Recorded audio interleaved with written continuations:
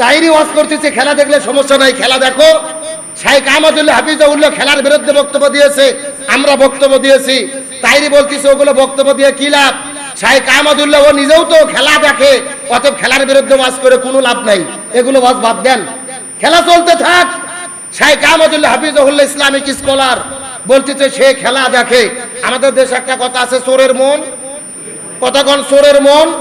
তার মানে তাইরে এই বক্তব্য দেওয়ার মাধ্যমে প্রমাণ করেছে যে নিজে যে খেলা দেখে ওটার বলতে পারতেছে না, দায় চাপে দিচ্ছে আর এক হুজুরের উপরে। কতক্ষণ না কে? আমার কথা ভালো করে বোঝেন, আমাদের দায়িত্ব হলো বক্তব্য দেওয়া। আমার দায়িত্ব আমি পালন করলাম, এরপরে কে মানলো না মানলো এটা তার ব্যাপার।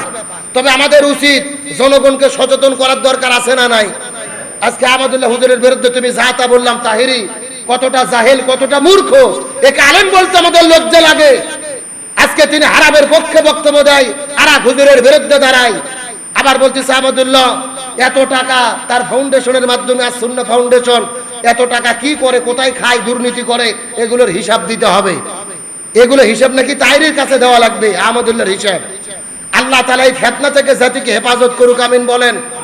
আল্লাহ তাআলা এই সমস্ত হুজুরদেরকে আল্লাহ হেদায়েত দাগে দান করুক, আমিন বলেন। ওইদিকে ইয়াজিদের পক্ষে কিছু লোক দাঁড়িয়ে গেল, এইদিকে হোসেনের পক্ষে কিছু লোক দাঁড়িয়ে গেল। মুসলিম বিন আকিল চিঠি লিখে দিলেন হোসেনের কাছে, বা হোসাইন আর আপনি মদিনায় থাকবেন না, এলাকার মানুষের আপনার অপেক্ষায় চেয়ে আছে, আপনি রওনা করে দেন। এই চিঠিটা লিখে একজনের হাতে মুসলিম বিন আকিল মদিনার উদ্দেশ্যে পাঠাইয়া দিয়েছে বিকেল বেলা। কিন্তু বিকেল বেলা চিঠি পাঠানোর পরে এইদিকে খবর চলে গেলেন দামেস্কে ইয়াজিদের কাছে। ইয়াজিদ তখন নতুন করে কুফার গভর্নর নিয়োগ করলেন ওবাইদুল্লাহ বিন জিয়াদ।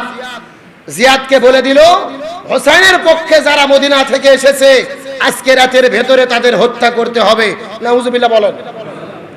এই ঘোষণা কে দিলেন? ইয়াজিদ জানায়া দিলেন কাকে? কুফার গভর্নর ওবাইদুল্লাহ বিন জিয়াদকে। ওবাইদুল্লাহ বিন জিয়াদ সেনাবাহিনী নিয়োগ করলেন, রাতের ভেতরে হোসেনের পক্ষে যারা কথা বলবে তাদের হত্যা করতে হবে। রাত্রে যাওয়ার পরে মুসলিম বিন আকিল যেই ঘরের মধ্যে ছিল, মুসলিম বিন আকিলকে ধরে তার দুইজন সন্তান মোহাম্মদ এবং ইব্রাহিম সহ তাদের তিনজনকে হত্যা করে শহীদ করে দেওয়া হলো। জোরে বলেন নাউজুবিল্লাহ। কিন্তু শহীদ করে দিলে কি হবে? ওই যে বিকেল বেলা চিঠি পাঠাইয়া দিয়েছে মুসলিম বিন আকিল, কার কাছে? হোসাইনের কাছে। চিঠি কিন্তু ঠিকই যাচ্ছে, এখানে পরিস্থিতি ভালো ছিল দিনের বেলা, রাতের বেলা ঘোলাটে। মুসলিম বিন আকিল বললেন আমাকে একটা সুযোগ দাও, আমি আর একটা চিঠি লিখি। যেই চিঠি আমি লিখবো হোসাইনের কাছে, হোসাইন আপনি দয়া করে ইরাকের কুপানগরীতে আসবেন না, তার কারণ ইরাকের মানুষের মুখের ভাষা যত সুন্দর, ব্যবহার ততটা সুন্দর না। কিন্তু জালেমেরা বললেন যে না, চিঠি লেখার আর কোনো সুযোগ দেওয়া হবে না, বরং হোসাইন তার দল বাহিনী সহ কুফাতে আসুক, আসার পরে আমরাও তাকে জোর করে হলেও আমাদের সরকার ইয়াজিদের পক্ষে সমর্থন আদায় করব। এটা তাদের ষড়যন্ত্র। হোসাইন রাদিয়াল্লাহু তাআলার কাছে চিঠি যখন পৌঁছে গেলেন, ওই চিঠিটা পৌঁছার পরে হোসাইন রাদিয়াল্লাহু তাআলা পরিবারের 72 জন সদস্য নিয়ে রওনা করলেন ওই জায়গার মধ্য থেকে। 72 জন সদস্য নিয়ে রওনা করার পরে মক্কার কুফা নগরীতে যাওয়ার পরে হঠাৎ করে মরুভূমির মধ্যে লক্ষ্য করে দেখে ঘোড়ার পা বালির মধ্যে ডুবে গেল। তলোয়ার বের করে খেজুর গাছের মধ্যে আঘাত করলেন, ঝরঝর ঝরঝর করে রক্ত বের হওয়ার শুরু হলো। হোসাইন রাদিয়াল্লাহু তাআলা বুঝতে পারলেন এই জায়গার নাম বলবেন সোহাদায়ে কারবালা। পরিবারের সদস্যদেরকে ডেকে বলে আর সামনের দিকে যাওয়া যাবে না, এই জায়গার মধ্যে আমাদেরকে তাঁবু গেড়ে বসবাস করতে হবে। হোসাইন রাদিয়াল্লাহু তাআলা 72 জন সদস্য নিয়ে তাঁবু গেড়ে জায়গার মধ্যে অবস্থান করলেন। এইদিকে ওবাইদুল্লাহ বিন জিয়াদ প্রায় 10-12 হাজার সৈনিক রেডি করার পরে পুরো কুফা নগরী ঘেরাও করে ফেলেছে। এমনকি যেই জায়গার মধ্যে হোসাইন রাদিয়াল্লাহু তাআলা তার পরিবারের সদস্যদেরকে নিয়েছিল, ওই জায়গাটা চতুর্দিক থেকে ঘেরাও করেছে। পাশেই ছিল ফুরাত নদী, ফুরাত নদীকে অবরুদ্ধ করে ফেলেছে। একটা ফোঁটা পানি সংগ্রহ করতে দেওয়া হয় না। কয়েকদিন পার হয়ে গেল, হোসাইনের কাছে আর কোনো পানি নাই, তার পরিবারের সদস্যদের কাছে কোনো পানি নাই। হোসাইন রাদিয়াল্লাহু তাআলা এর স্ত্রী শায়ের বানু ছোট্ট সন্তান আসগারকে হাতের মধ্যে নিয়ে স্বামীকে ডাকতে বলে, ওগো প্রাণের স্বামী, আপনার তো বড় মানুষ, আমাদের পানি না খাইলেও হবে, কিন্তু আমাদের ছোট্ট সন্তান আসগার একটা ফোঁটা পানি তাকে পান করাইতে পারি না, আমার বুকের স্তনটা শুকে গেছে, একটা ফোঁটা দুধও তাকে পান করতে পারি নাই। কান্না করে করে হোসাইন দুনিয়া থেকে বিদায় নিয়ে চলে যাবে। আপনি চেষ্টা করে দেখেন তো শিশু সন্তান আসগারের জন্য একটা ফোঁটা পানি বের করতে পারেন কিনা? হোসেন রাদিয়াল্লাহু তাআলা সন্তানটাকে হাতের মধ্যে নেওয়ার পরে ফুরাত নদীর কাছে যাওয়ার পরে ইয়াজিদের বাহিনীদেরকে ডাকতে বলে, ইয়াজিদের বাহিনীরা, তোমরা যদি চাও আমরা মদিনায় ফেরত চলে যাব, সুযোগ দাও। যদি মদিনায় যেতে না দাও, আমাদেরকে দামেস্কে যেতে দাও। ইয়াজিদের কাছে গিয়ে সরাসরি কথা বলতে চাই। যদি দামেস্কেও যেতে না দাও, ইরাকের কুফা নগরীতে যেতে দাও, যেখানে অনেকগুলো মানুষ আমাদেরকে সাহায্য করার জন্য প্রস্তুত আছে।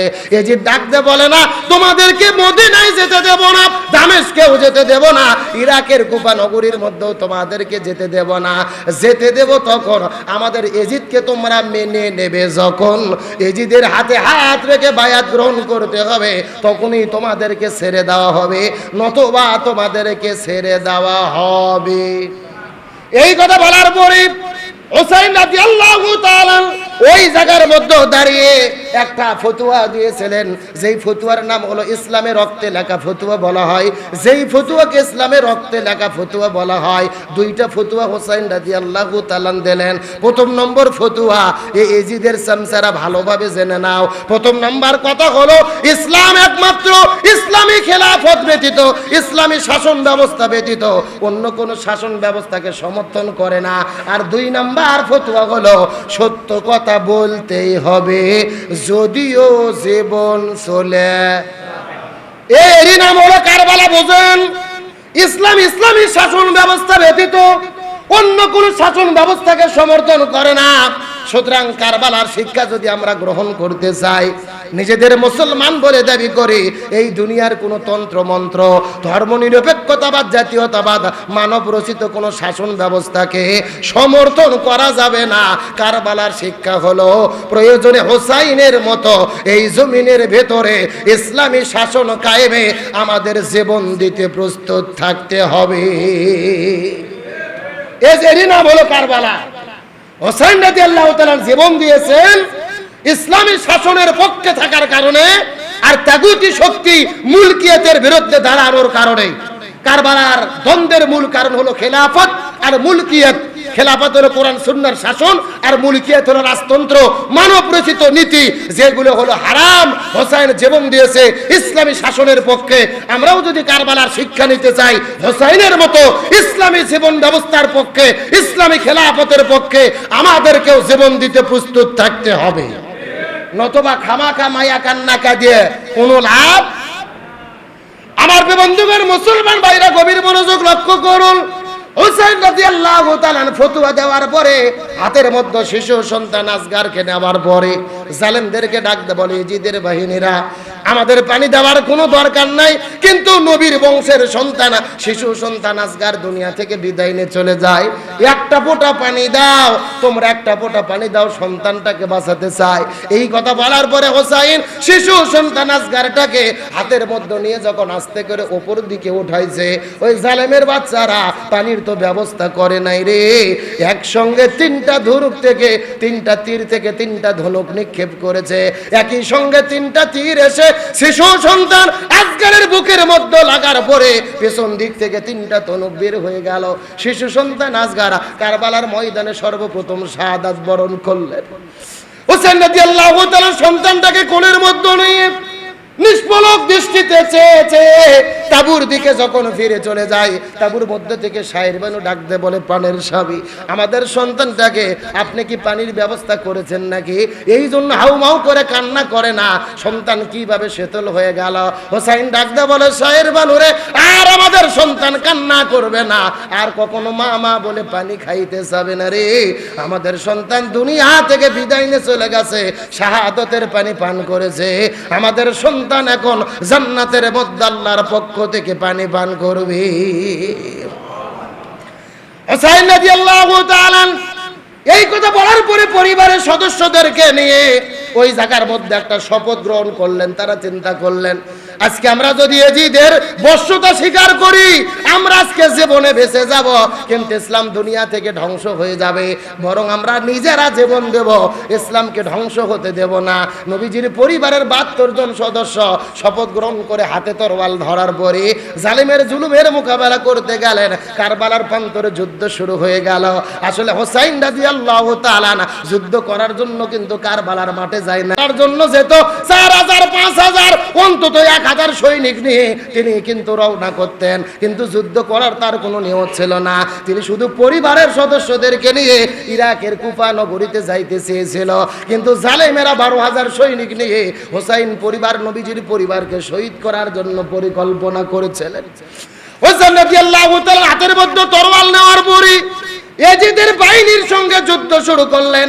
কয়েকজন জালেমকে দুনিয়ার মধ্য থেকে বিদায় করে দিলেন।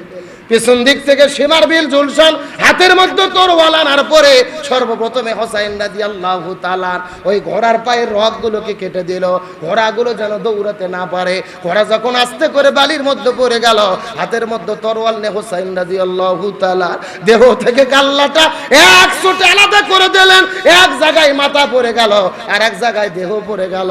হোসাইন রাদিয়াল্লাহু তাআলা দেহের উপর দিয়ে 1 নয় 2 নয় 70টা ঘোড়া চালাই দিলেন। হোসাইন রাদিয়াল্লাহু তাআলার দেহটা মাটির সঙ্গে ছিন্ন বিচ্ছিন্ন হয়ে গেল। হোসাইনের মাথা নেওয়ার পরে মুখের মধ্যে লাঠি ঢুকে দিয়ে আকাশের দিকে উত্তোলন করে এজিদের কাছে যখন হোসাইন রাদিয়াল্লাহু তাআলার মাথা পাঠানো হলো, এজিদ হোসাইনের মাথা দেখার পরে ঘোষণা করে বলে দিলেন, হোসাইনকে দুনিয়ার মধ্যে রাখলাম না, তার নাম গন্ধ থাকলো না, দুনিয়া থেকে নিশ্চিহ্ন করে দিলাম। কিন্তু আপনাদের জিজ্ঞাসা করি, বলেন তো হোসাইন রাদিয়াল্লাহু তাআলা জীবন দিয়েছে, কিন্তু আজও পৃথিবীতে হোসাইন আছে না নাই? পুরো পাড়া পাড়া গ্রাম মহল্লা এমন কোন গ্রাম নাই, এমন কোন পাড়া নাই, এমন কোন এলাকা নাই যেখানে হোসাইন নামে লোক নাই। অথচ এজিদ নামে কি কোনো লোক খুঁজে পাওয়া যাবে? এই যে জোর করে ক্ষমতা দখল করে হুসাইনকে শহীদ করে দেওয়ার পরে 2.5 বছর ক্ষমতা ছিল, বিদায় নেওয়ার পরে তার নাম গন্ধ পৃথিবীর মধ্যে নাই। তার মানে কারবালার শিক্ষা হলো, হক পথের মানুষদেরকে শহীদ করে দিয়ে ফাঁসির দড়িতে ঝুলাইয়া হত্যা করে দুনিয়া থেকে বিদায় করলে হকপন্থী মানুষগুলো মারা যায় না রে। ইমাম হুসাইনের আন্দোলন যারা করে, ইমাম হুসাইনের মতো ইসলামী শাসন কায়েমে যারা কাজ করে, এরা যদি জীবন দেয় এরা মরে না, এরা কিয়ামত পর্যন্ত দুনিয়ার মধ্যে থাকবে। আর যারাই জালেম হবে আল্লাহ তাদেরকে এই দুনিয়া থেকে নিশ্চিহ্ন করে দেবে।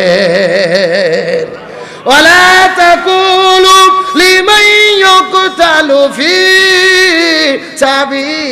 সাবিলিল্লাহি আমওয়াত বাল আহয়াউ ওয়ালাকিন লা তাশউরুন। কারবালার শিক্ষা, যারা হকের পক্ষ থেকে ইমাম হোসাইনের সৈনিক হয়ে জীবন দেয় এরা মরে না, এরা কিয়ামত পর্যন্ত পৃথিবীতে থাকবে। এদের রক্তের উপরে এই জমিন ইসলাম আল্লাহ কায়েম করে দেবে। আর যারা এজিদের উত্তরসূরি হয়ে জালেম হবে, আলেমদের উপরে জুলুম করবে, তাদেরকে নিশ্চিহ্ন করে দেবে কে? আরো জোরে বলেন। আল্লামা সাঈদীকে জেলে বন্দী করে ইনজেকশনে বিষ ঢুকাইয়া বিদায় করেছে। আল্লামা সাঈদী মরে নাই। বাংলাদেশ যতদিন থাকবে আল্লামা সাঈদীর ভালোবাসা মানুষের অন্তরে থাকবে। আর যারা জালেম ছিল তারাই দেশ থেকে পালাইছে। বাংলাদেশ যতদিন থাকবে এই দেশের মানুষেরা জালেমদের ততদিন ঘৃণা করবে। সুতরাং কারবালার শিক্ষা জালেম নয়, ইমাম হোসেনের উত্তরসূরি হতে হবে। তার ফতোয়া মতো অন্য কোন শাসন ব্যবস্থা নয়। মুসলমান হিসেবে এই জমিনে ইসলামী শাসন কায়েমের পক্ষে কাজ করার আমাদের শপথ নিতে হবে। প্রয়োজন ইসলামের জন্য জীবন দিতে প্রস্তুত থাকতে হবে। আমরা কি সবাই রাজি আছি? কারা কারা রাজি একটু হাত তোলেন তো দেখি। লিল্লাহি তাকবীর। আল্লাহ তাআলা আমাদের সকলকে ইমাম হুসাইনের শপথ নিয়ে ইসলামের পক্ষ থেকে এই জমিনে জীবন যাপন করার তৌফিক দান করুক, আমিন বলেন। আল্লাহ তাআলা শুহাদায়ে কারবালার শিক্ষা আমাদের মেনে চলার তৌফিক দান করুক, বলেন আমিন। কারবালার বাকি ঘটনা আরো বিস্তারিত শিক্ষা আমরা সামনের জুমায় আলোচনা করব ইনশাআল্লাহ। এখন যারা সুন্নাত পড়েন নাই কাবলার জুমা, সারা কাজ সুন্নাত পড়ে না, তার জন্য যেত 4000 5000 অন্তত 1000 সৈনিক নিয়ে তিনি কিন্তু রওনা করতেন, কিন্তু যুদ্ধ করার তার কোনো নিয়ত ছিল না। তিনি শুধু পরিবারের সদস্যদেরকে নিয়ে ইরাকের কুফা নগরীতে যাইতে চেয়েছিল, কিন্তু জালেমেরা 12,000 সৈনিক নিয়ে হোসাইন পরিবার, নবীজির পরিবারকে শহীদ করার জন্য পরিকল্পনা করেছিলেন। হোসেন রাদিয়াল্লাহু তাআলা হাতের মধ্যে তরোয়াল নেওয়ার পরই এজিদের বাহিনীর সঙ্গে যুদ্ধ শুরু করলেন। কয়েকজন জালেমকে দুনিয়ার মধ্য থেকে বিদায় করে দিলেন। পিছন দিক থেকে সীমার বিল জুলশান হাতের মধ্যে তরোয়াল আনার পরে সর্বপ্রথমে হোসাইন রাদিয়াল্লাহু তাআলা ওই ঘোড়ার পায়ের রগগুলোকে কেটে দিল, ঘোড়াগুলো যেন দৌড়াতে না পারে। ঘোড়া যখন আস্তে করে বালির মধ্যে পড়ে গেল, হাতের মধ্যে তরোয়াল নিয়ে হোসাইন রাদিয়াল্লাহু তাআলা দেহ থেকে কাল্লাটা 100 আলাদা করে দিলেন। এক জায়গায় মাথা পড়ে গেল, আর এক জায়গায় দেহ পড়ে গেল। হোসাইন রাদিয়াল্লাহু তাআলা দেহের উপর দিয়ে 1 নয় 2 নয় 70টা ঘোড়া চালাই দিলেন। হোসাইন রাদিয়াল্লাহু তাআলার দেহটা মাটির সঙ্গে ছিন্ন বিচ্ছিন্ন হয়ে গেল। হোসাইনের মাথা নেওয়ার পরে মুখের মধ্যে লাঠি ঢুকে দিয়ে আকাশের দিকে উত্তোলন করে এজিদের কাছে যখন হোসাইন রাদিয়াল্লাহু তাআলার মাথা পাঠানো হলো, এজিদ হোসাইনের মাথা দেখার পরে ঘোষণা করে বলে দিলেন, হোসাইনকে দুনিয়ার মধ্যে রাখলাম না, তার নাম গন্ধ থাকলো না, দুনিয়া থেকে নিশ্চিহ্ন করে দিলাম। কিন্তু আপনাদের জিজ্ঞাসা করি, বলেন তো হোসাইন রাদিয়াল্লাহু তাআলা জীবন দিয়েছে, কিন্তু আজও পৃথিবীতে হোসাইন আছে না নাই? পুরো পাড়া পাড়া গ্রাম মহল্লা এমন কোন গ্রাম নাই, এমন কোন পাড়া নাই, এমন কোন এলাকা নাই যেখানে হোসাইন নামে লোক নাই। অথচ এজিদ নামে কি কোনো লোক খুঁজে পাওয়া যাবে? এই যে জোর করে ক্ষমতা দখল করে হুসাইনকে শহীদ করে দেওয়ার পরে 2.5 বছর ক্ষমতা ছিল, বিদায় নেওয়ার পরে তার নাম গন্ধ পৃথিবীর মধ্যে নাই। তার মানে কারবালার শিক্ষা হলো হক পথের মানুষদেরকে শহীদ করে দিয়ে ফাঁসির দড়িতে ঝুলাইয়া হত্যা করে দুনিয়া থেকে বিদায় করলে হকপন্থী মানুষগুলো মারা যায় না রে। ইমাম হুসাইনের আন্দোলন যারা করে, ইমাম হুসাইনের মতো ইসলামী শাসন কায়েমে যারা কাজ করে, এরা যদি জীবন দেয় এরা মরে না, এরা কিয়ামত পর্যন্ত দুনিয়ার মধ্যে থাকবে। আর যারাই জালেম হবে আল্লাহ তাদেরকে এই দুনিয়া থেকে নিশ্চিহ্ন করে দেবে। ওয়ালা তাকুলু লিমান ইউকতালু ফি সাবিলিল্লাহি আমওয়াত বাল আহয়াউ ওয়ালাকিন লা তাশউরুন। কারবালার শিক্ষা, যারা হকের পক্ষ থেকে ইমাম হোসাইনের সৈনিক হয়ে জীবন দেয় এরা মরে না, এরা কিয়ামত পর্যন্ত পৃথিবীতে থাকবে। এদের রক্তের উপরে এই জমিন ইসলাম আল্লাহ কায়েম করে দেবে। আর যারা এজিদের উত্তরসূরি হয়ে জালেম হবে, আলেমদের উপরে জুলুম করবে, তাদেরকে নিশ্চিহ্ন করে দেবে কে? আরো জোরে বলেন। আল্লামা সাঈদীকে জেলে বন্দী করে ইনজেকশনে বিষ ঢুকাইয়া বিদায় করেছে। আল্লামা সাঈদী মরে নাই।